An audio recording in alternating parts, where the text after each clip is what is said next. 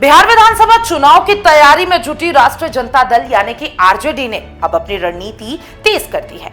राज्य परिषद की बैठक में पार्टी सुप्रीमो लालू यादव ने एक बार फिर अपने पुराने ऋण यानी कि अति पिछड़ा वर्ग ईबीसी वोट बैंक को वापस पाने का मंत्र दिया है। सवाल यही है, क्या लालू यादव का ऋण फिर लौटेगा? चलिए पूरी खबर के डिटेल के बारे में बताती हूँ। नमस्कार, मैं हूं अंकिता शुक्ला। स्वागत है आपका channel for news Bihar Jharkhand में। पटना के ज्ञान भवन में आरजेडी की राज्य परिषद की अहम बैठक का आयोजन किया गया। दीप जलाकर लालू यादव ने इसकी शुरुआत की। इस बैठक में तेजस्वी यादव, राबड़ी देवी, मीसा भारती, मंगनीलाल मंडल समेत सभी वरिष्ठ नेता शामिल हुए।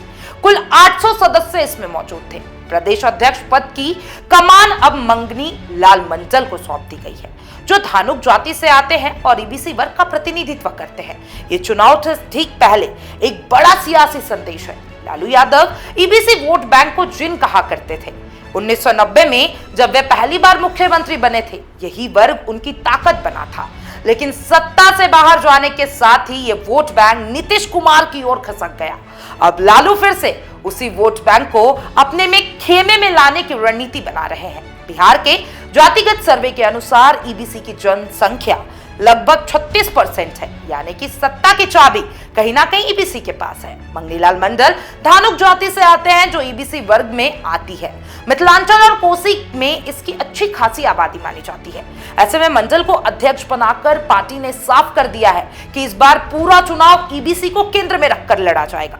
तेजस्वी यादव ने ट्वीट कर लिखा कि राजद को गर्व है, उसने पहली बार किसी अति पिछड़ा वर्ग के नेता को प्रदेश अध्यक्ष बनाया है। बैठक में तेज प्रताप यादव की गैर हाजिरी जरूर चर्चा का विषय रही। अनुष्का यादव के विवाद के बाद लालू यादव ने तेज प्रताप को 6 साल के लिए पार्टी से बाहर कर दिया था। तेजस्वी, राबड़ी और लालू पहली बार साथ दिखाई दिए, लेकिन तेज प्रताप की कमी साफ नजर आई। उत्तरी बिहार यानी कि मिथिलांचल, कोसी, ये कभी आरजेडी का गढ़ माने जाते थे, लेकिन अब यहाँ एनडीए का दबदबा साफ तौर पे दिखाई देता है। 2020 विधानसभा चुनाव में इन 135 सीटों में से 100 पर एनडीए जीती। 2024 लोकसभा चुनाव में भी 30 में से 19 सीटों पर एनडीए ने जीत हासिल की। वरिष्ठ पत्रकारों के मुताबिक यहाँ ईबीसी वर्ग की पकड़ सबसे ज्यादा है और यही वोट अब लालू वापस पाना चाहते हैं। नीतीश कुमार और बीजेपी पिछले 20 वर्षों से ईबीसी वर्ग को योजनाओं, आरक्षण और सत्ता में भागीदारी से साधते आए हैं।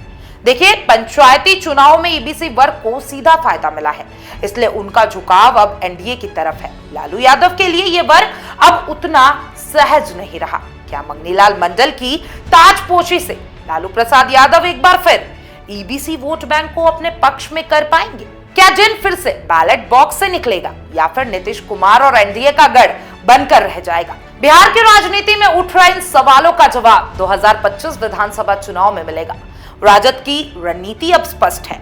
ईबीसी वोट बैंक को साधो, सत्ता की चाबी मिल जाएगी, लेकिन मुकाबला आसान नहीं है। मुकाबला सदी हुई रणनीति और जमीनी मेहनत से ही जीता जा सकता है। आप क्या सोचते हैं बिहार विधानसभा चुनाव 2025 के बारे में? और ये जो लालू प्रसाद यादव जिन कहा करते थे ईबीसी वोट बैंक को, क्या ईबीसी वोट बैंक फिर से लालू प्रसाद यादव अपने खेमे में कर पाएंगे या फिर से चाचा जी बाजी मार ले जाएंगे? कमेंट बॉक्स में अपनी राय जरूर दीजिएगा और तमाम अपडेट्स के लिए channel for news Bihar Jharkhand के साथ बने रहें।